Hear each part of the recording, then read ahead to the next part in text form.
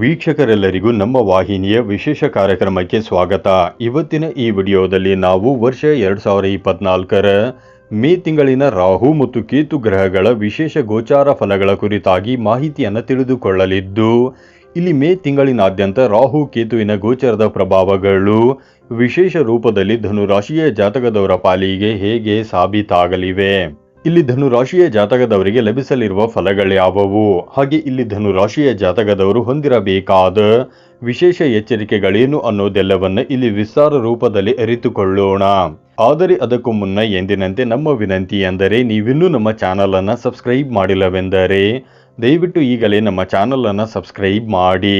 ಹಾಗೆ ನಮ್ಮೆಲ್ಲ ವಿಡಿಯೋಗಳ ನಿರಂತರ ಅಪ್ಡೇಟ್ಸ್ಗಳಿಗಾಗಿ ತಪ್ಪದೇ ಪಕ್ಕದಲ್ಲಿರುವ ಬೆಲ್ ಐಕಾನ್ ಬಟನ್ ಕೂಡ ಕ್ಲಿಕ್ ಮಾಡಿ. ನಿಮ್ಮ ಜೀವನದಲ್ಲಿಯೂ ಏನಾದರೂ ಸಮಸ್ಯೆಗಳು ಬಾಧಿಸುತ್ತಲಿದ್ದರೆ ಈ ಕೂಡಲೇ ಸ್ಕ್ರೀನ್ ಮೇಲೆ ಕಾಣ್ತಿರುವ ನಮ್ಮ ಗುರುಜಿ ನಂಬರಿಗೆ ಕರೆ ಮಾಡಿ ಶೀಘ್ರದಲ್ಲಿಯೇ ಸಮಾಧಾನ ಕಂಡುಕೊಳ್ಳಿ. ವೀಕ್ಷಕರೇ, ವೈದಿಕ ಜ್ಯೋತಿಷ್ಯದ ಪ್ರಕಾರ ರಾಹು ಮತ್ತು ಕೇತು ಗ್ರಹಗಳೆರಡನ್ನೂ ನವಗ್ರಹಗಳಲ್ಲಿ ಪ್ರಮುಖ ಗ್ರಹಗಳೆಂದೇ ಪರಿಗಣಿಸಲಾಗುತ್ತದೆ.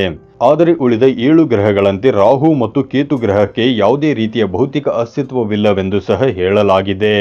ಆದಾಗ್ಯೂ ರಾಹು ಗ್ರಹಕ್ಕೆ ವೈದಿಕ ಜ್ಯೋತಿಷ್ಯ ಮತ್ತು ಧಾರ್ಮಿಕ ದೃಷ್ಟಿಕೋನದಲ್ಲಿ ಅಧಿಕ ಮಹತ್ವಪೂರ್ಣ ಸ್ಥಾನವನ್ನು ನೀಡಲಾಗಿದೆ. ವೈದಿಕ ಜ್ಯೋತಿಷ್ಯದ ಅನುಸಾರ ರಾಹು ಗ್ರಹವು ಯಾವ ಗ್ರಹದೊಂದಿಗೆ ಯುತಿಯನ್ನು ಹೊಂದುತ್ತಾನೋ ಆ ಗ್ರಹದ ಅನುರೂಪವೇ ಫಲಗಳನ್ನು ಪ್ರದಾನ ಮಾಡುತ್ತಾನೆ. ಅಲ್ಲದೆ ಕುಂಡಲಿಯ ಯಾವ ಭಾವದಲ್ಲಿ ರಾಹು ಗ್ರಹವು ಗೋಚರಿಸುತ್ತಾನೋ ಆ ಗ್ರಹದ ಸ್ವಾಮಿ ಗ್ರಹದ ಸ್ವಭಾವಗಳನ್ನು ಅನುಕರಿಸುವ ಮೂಲಕ ಅದೇ ರೀತಿಯ ಫಲಗಳನ್ನು ಪ್ರದಾನ ಮಾಡುತ್ತಾನೆ. ಅದೇ ರೀತಿ ಜ್ಯೋತಿಷ್ಯ ಶಾಸ್ತ್ರದಲ್ಲಿ ಕೇತು ಗ್ರಹವನ್ನ ಸಂತೃಪ್ತಿ ಮತ್ತು ಏಕಾಂತದ ಗ್ರಹವೆಂದು ನಂಬಲಾಗಿದೆ. ಜೊತೆಗೆ ಕೇತು ಗ್ರಹವನ್ನ ಆಧ್ಯಾತ್ಮಿಕ ಗುಣ ಸ್ವಭಾವಗಳನ್ನು ವಿಕಸಿತಗೊಳಿಸುವ ಗ್ರಹವೆಂದು ಸಹ ಹೇಳಲಾಗುತ್ತದೆ.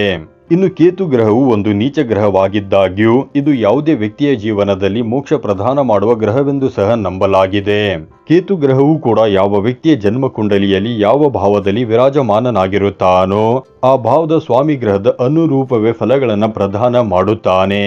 ಈ ರೀತಿಯ ವಿಶಿಷ್ಟ ಗುಣ ಸ್ವಭಾವಗಳನ್ನು ಹೊಂದಿರುವ ರಾಹು ಮತ್ತು ಕೇತು ಗ್ರಹಗಳ ಪ್ರಭಾವಗಳು ಇಲ್ಲಿ ಮೇ ತಿಂಗಳಿನಲ್ಲಿ ಧನುರಾಶಿಯ ಜಾತಕದವರ ಪಾಲಿಗೆ ಹೇಗೆ ಸಾಬೀತಾಗಲಿವೆ ಅನ್ನೋದನ್ನ ಈಗ ವಿಸ್ತಾರ ರೂಪದಲ್ಲಿ ಅರಿತುಕೊಳ್ಳುವುದಾದರೆ, ಪ್ರಸ್ತುತ ಮೇ ತಿಂಗಳಿನ ಮಟ್ಟಿಗೆ ರಾಹು ಮತ್ತು ಕೇತು ಗ್ರಹಗಳು ಕ್ರಮವಾಗಿ ಮೀನ ರಾಶಿ ಮತ್ತು ಕನ್ಯಾ ರಾಶಿಯಲ್ಲಿ, ಅಂದರೆ ಧನು ರಾಶಿಯ ಚತುರ್ಥ ಮತ್ತು ದಶಮ ಭಾವದಲ್ಲಿ ವಿರಾಜಮಾನನಾಗಿರಲಿವೆ.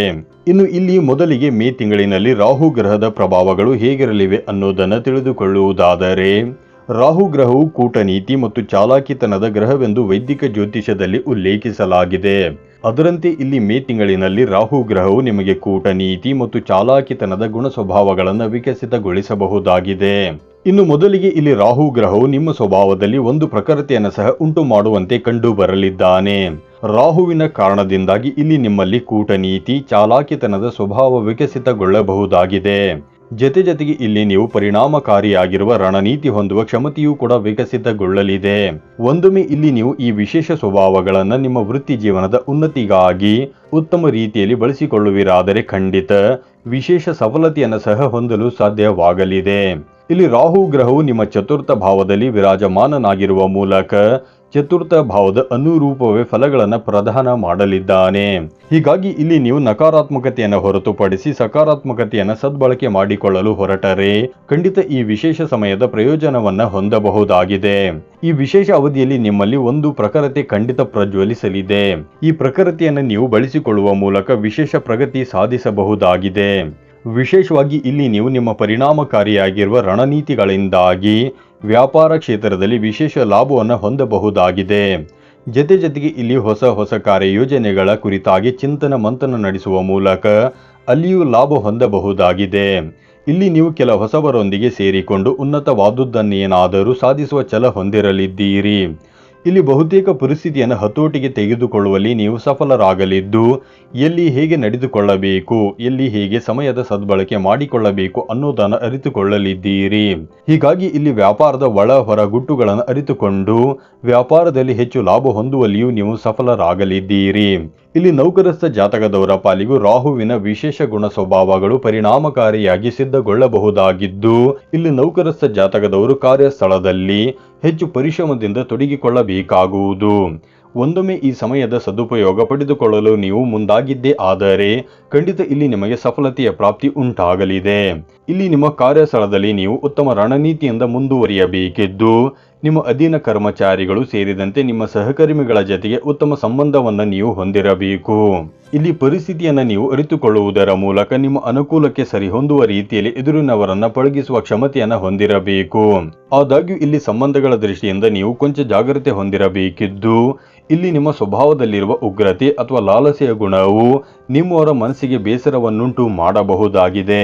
ಅದರಲ್ಲೂ ಇಲ್ಲಿ ಕೆಲ ಬಾರಿ ನೀವು ನಿಮ್ಮ ಲಾಭಕ್ಕೋಸ್ಕರ ನಿಮ್ಮ ಮನಸ್ಸಿನ ಇಚ್ಛೆಯಂತೆ ನಡೆದುಕೊಳ್ಳಬಹುದಾಗಿದ್ದು ಇದರಿಂದಾಗಿ ಇಲ್ಲಿ ಪರಿವಾರದಲ್ಲಿಯೂ ಸಮಸ್ಯೆಗಳು ಉದ್ಭವಿಸುವಂತೆ ಕಂಡು ಬರಲಿವೆ.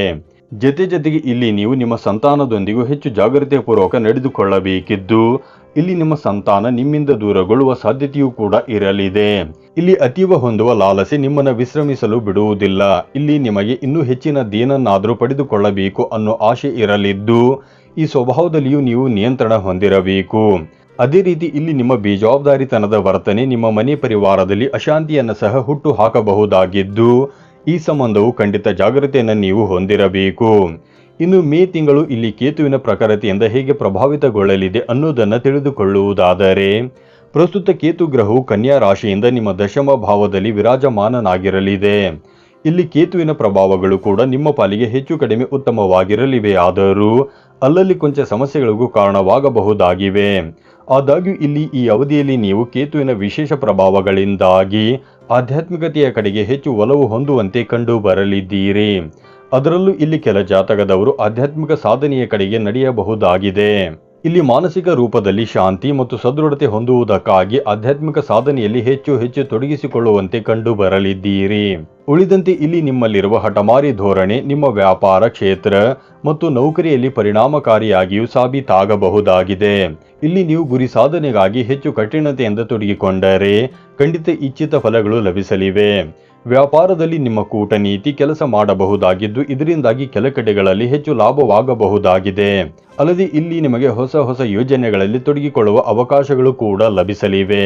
ಇತ್ತ ನೌಕರಿಯ ಕ್ಷೇತ್ರದಲ್ಲಿ ಮಾತ್ರ ನೀವು ನಿಮ್ಮ ಅಹಂಭಾವವನ್ನು ಬಿಟ್ಟು ಎಲ್ಲರೊಂದಿಗೂ ಸೌಹಾರ್ದಯುತ ರೀತಿಯಲ್ಲಿ ನಡೆದುಕೊಳ್ಳುವ ಅವಶ್ಯಕತೆ ಇರಲಿದೆ. ಆದಾಗ್ಯೂ ಇಲ್ಲಿ ನೀವು ಶಾರ್ಟ್ಕಟ್ ರೀತಿಯಲ್ಲಿ ಮುನ್ನಡೆಯುವ ಮೂಲಕ ಕಾರ್ಯಸ್ಥಳದಲ್ಲಿ ಇತರರ ಆಶ್ಚರ್ಯಕ್ಕೂ ಕಾರಣವಾಗಬಹುದಾಗಿದೆ.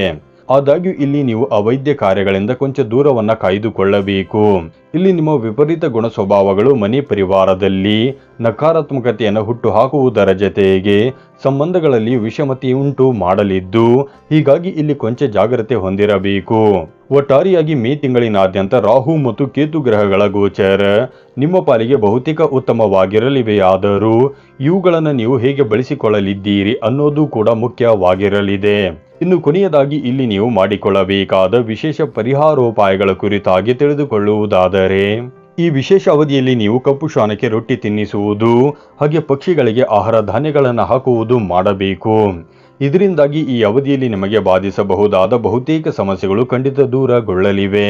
ವೀಕ್ಷಕರೇ, ಇದು ಮೇ ತಿಂಗಳಿನ ರಾಹು ಕೇತು ಗ್ರಹಗಳ ಗೋಚಾರ ಫಲಗಳ ಸಂಪೂರ್ಣ ಮಾಹಿತಿಯಾಗಿದ್ದು ಈ ಮಾಹಿತಿ ನಿಮಗೆ ಇಷ್ಟವಾದರೆ ದಯವಿಟ್ಟು ವಿಡಿಯೋವನ್ನು ಲೈಕ್ ಮತ್ತು ಶೇರ್ ಮಾಡಿ.